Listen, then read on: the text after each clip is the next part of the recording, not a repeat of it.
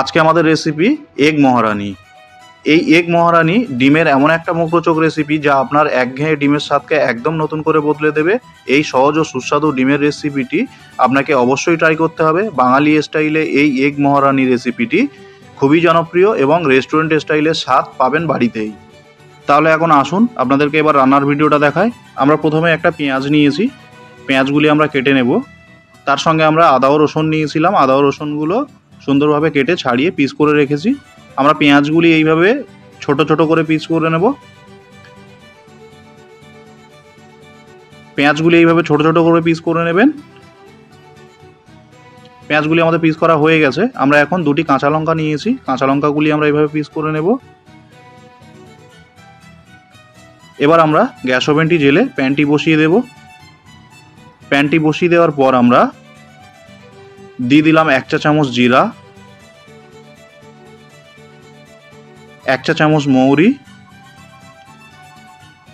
ও half চা চামচ গোটা ধনিয়া দিয়ে আমরা এটাকে 30 থেকে 40 সেকেন্ড একটু ভেজে নেব। ভেজে নেওয়া আমাদের এটা হয়ে গেছে। আমরা এখন মশলাটিকে মিক্সারে দিয়ে দেব, দিয়ে আমরা এটাকে সুন্দর মিহি করে ব্লেন্ড করে নেব। এটা আমাদের ব্লেন্ড করা হয়ে গেছে।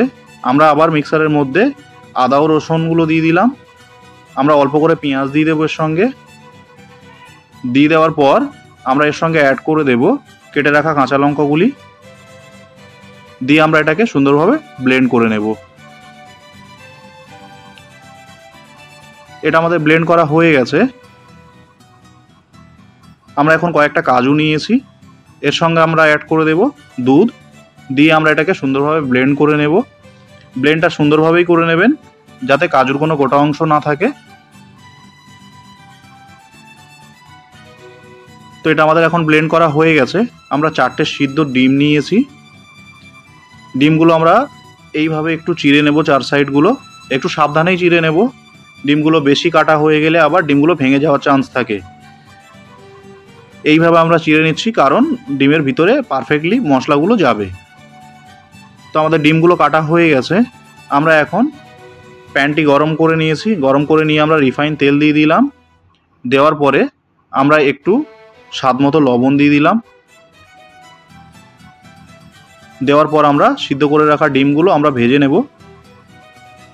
অল্প করেই ভাজলে হবে, জাস্ট একটু কালার চেঞ্জ করার জন্য। ডিমগুলি আমাদের ভাজা হয়ে গেছে। এখন ডিমগুলি আমরা একটা পাত্রে তুলে নেব।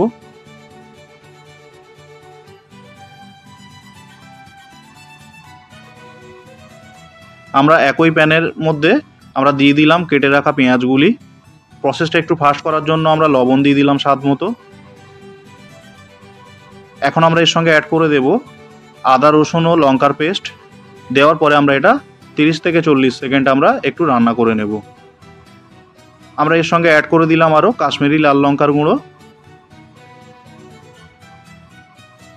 এবার আমরা এর সঙ্গে অ্যাড করে দেব কাজু ও দুধের মিশ্রণটা। এখন আমরা এটাকে সুন্দরভাবে কষিয়ে নেব। তো এটা আমাদের কষানো হয়ে গেছে। আমরা এর সঙ্গে অ্যাড করে দেব আমাদের সিদ্ধ করে রাখা ডিমগুলি। ডিমগুলি অ্যাড করার পরে আমরা মশলাগুলি এইভাবে সুন্দরভাবে একটু মাখিয়ে দেব ডিমের গায়ে। এখন আমরা এর সঙ্গে মহারানি মশলা যেটা তৈরি করেছিলাম আমরা সেই মশলাটি দিয়ে দিলাম। দেওয়ার পর আমরা বাকি যে দুধটুকু ছিল সেটুকু আমরা এর সঙ্গে অ্যাড করে দিলাম। দিয়ে আমরা এটাকে একটু নাড়িয়ে চাড়িয়ে দিয়ে আমরা 15 মিনিট লো ফ্লেমে এটাকে রান্না করে নেব। তো আমাদের ডিমের মহারানি রেডি হয়ে গেছে। আমরা এর উপরে একটু জিরা মরিচ গুঁড়ো ছড়িয়ে দিলাম। এখন আপনাদেরকে আমরা দেখাবো পরিবেশন করে। তো দেখতেই পাচ্ছেন কত সুন্দর লোভনীয় একটা রেসিপি। বাড়িতে একবার হলেও ট্রাই করবেন, আশা করছি সবাই পছন্দ করবে। তো আমাদের আজকের ভিডিও এই পর্যন্ত।